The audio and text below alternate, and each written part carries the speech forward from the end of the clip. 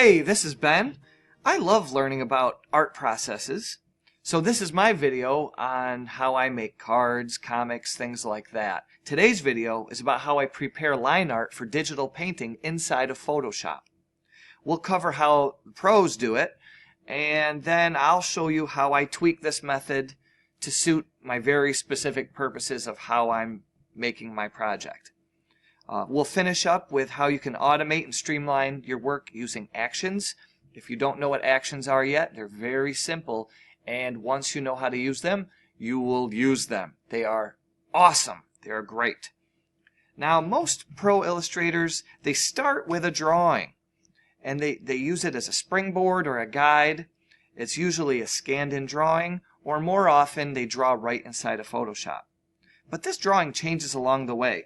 They often use it as at a reduced opacity, and they're tweaking it as they go. And as they render the painting out more and more, they eventually discard the drawing layer completely, and it looks great. It's more of a painting than a drawing. So the prep work is very simple to do this. They use the multiply method, and I'll show you how that works.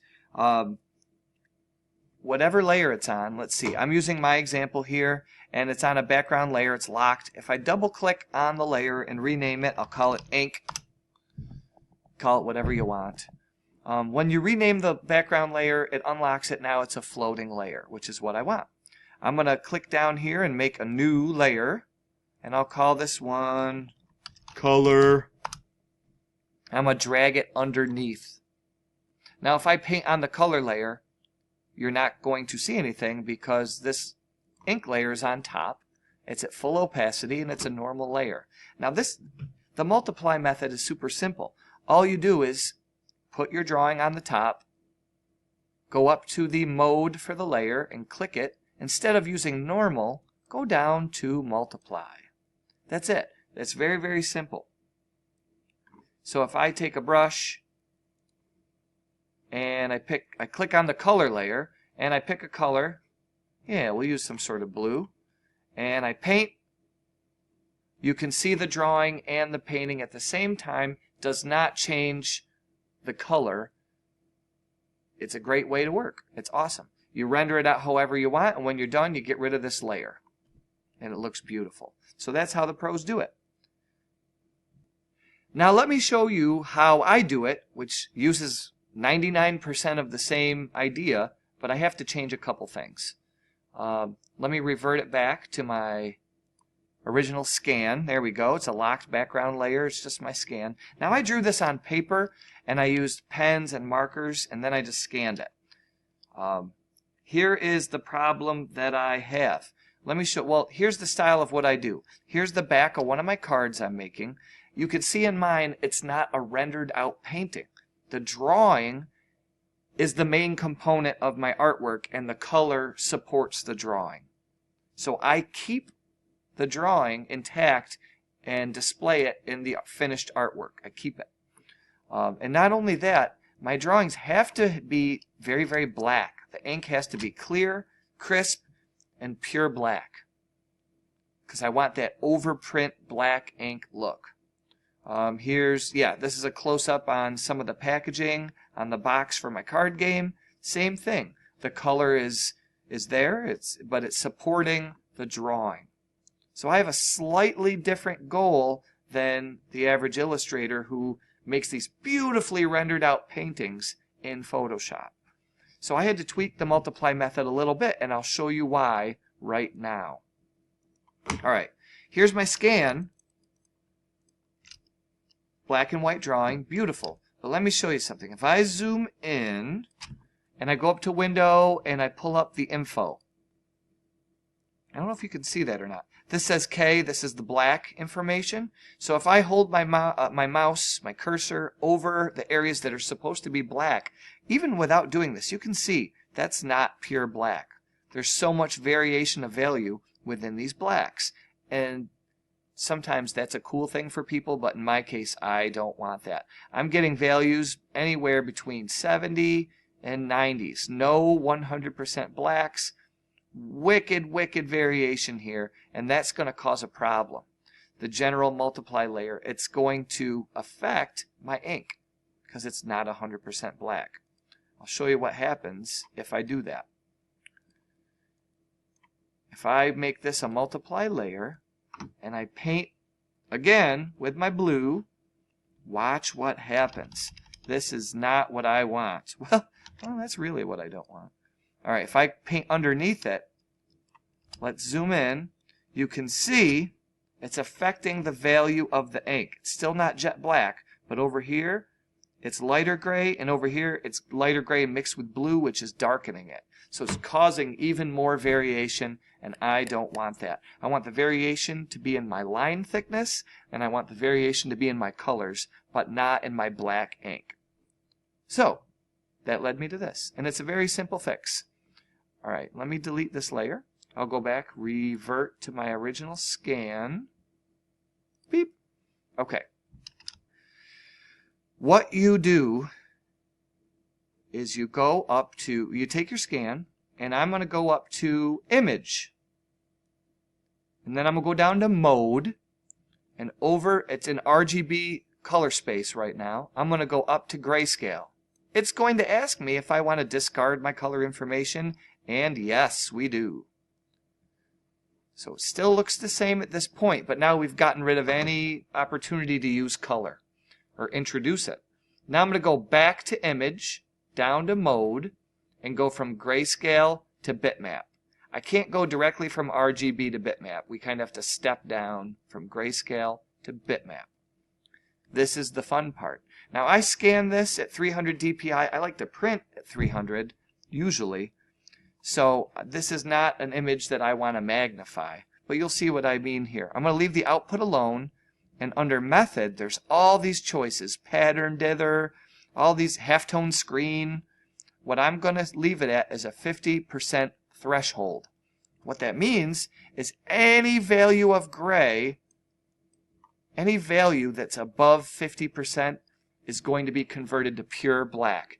Anything that's below that is going to be dropped out, knocked out to pure white. So that's what I want. So I'm going to hit OK. Look at how crispy clean that is. That is exactly what I want. Now at this point you do not want to scale or resize this image at all because it'll introduce variation again. It'll create a messier anti-aliasing colors in your grays that we don't want because it'll show up as noisy artifacts once we start painting. Right now it's crispy clean. I'm going to zoom in way too far so it actually looks horrible, but you'll see what I mean. There is no, these are jagged little, it's either black or it's white. Black or white right there. That's what we want. Now, I'm going to go back to Image now. We have to walk it back. I'm going to keep the size ratio at 1. You don't have to change any of these, really. I'm going to go to Mode from Grayscale to RGB, and now we're back in the space. Still looks the same. We have no grays, all black, all white. Yes, yes, yes. So now I'm going to rename this. This is how I usually do it. I usually call this Ink. I create a new layer that I start with my local colors. So I'll just call this Local Color.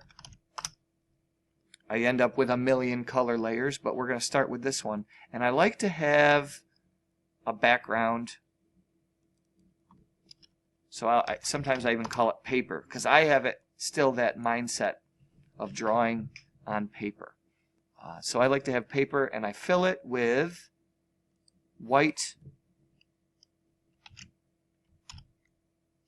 So I have that underneath between my drawing, my color, and we got the paper on the bottom. So now if we select Ink and go up to the mode, do the same thing. Make it multiply. Then click on your color, and you can paint away. I want to show you how clean this looks. And this is exactly what I want to do, what I want for my painting. I can zoom in. And I'm using the mouse right now, not a tablet, and I'm not used to painting horribly with a mouse. But this will give you the idea. Here we go. Fills it in. And if you have cross hatching, or you can see I have a scribbly style. it's just a super clean look. And for me, that's exactly what I want. And I can add my different variations of colors, but that's the main idea. Now the trade-off between what I do and the plain old multiply method is there's like 50 more steps. And that's a pain in the neck. If I had to do that for every card, every hundreds and hundreds of cards, or all the pages of a graphic novel, it would not be worth it. I'd figure out a different way. But we're going to use actions to make it so it's a one-step process. So I'm going to do it one more time. I'm going to revert my file, and now I'm going to show you how to set this up with an action. If you don't have an action tab out, it's under Window, Actions, and you're going to have all these folders, or they call them sets. And what you want to do is you go down to the bottom and you click Create New Set. It looks like a tabbed folder. So I'm going to click on that, and the new set, I'm going to name it Prep Line Art, and hit OK. Now with, and I already had one made, I guess. So with that already selected, I'm going to click on this. It looks like a page here. Create New Action.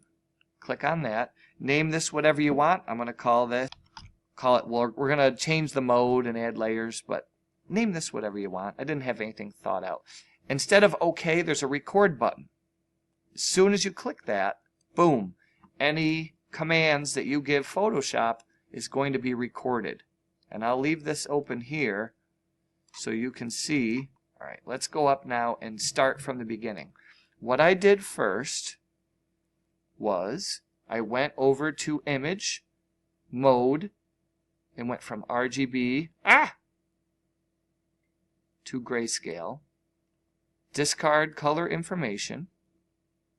Then I went back to Image, Mode, and went from Grayscale to Bitmap.